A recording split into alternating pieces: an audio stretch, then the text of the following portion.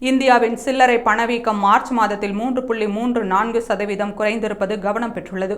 இதுகுறித்து அறிக்கை வெளியிட்டுள்ள புள்ளியியல் துறை அமைச்சகம், மார்ச் மாதத்தில் உணவு பணவீக்கம் 2.69% இருந்தது. 2021 நவம்பர் முதல் இது அதிகபட்ச சரிவாகும். 2025 மொத்த பணவீக்கம் மற்றும் உணவு பணவீக்கத்திற்கு காய்கறிகள், முட்டை, இறைச்சி, மீன் மற்றும் பால் உள்ளிட்டவற்றின் விலையே காரணமாக உள்ளது.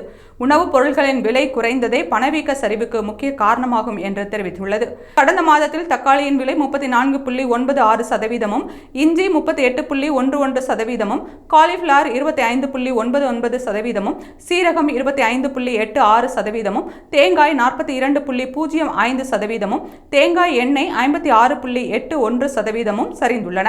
இதன்படி காய்கறிகளின் விலை 7.04% குறைந்துள்ளன. 2019 ஆகஸ்ட் மாதத்திற்கு பிறகு இதுதான் அதிகபட்ச குறைவாகும்.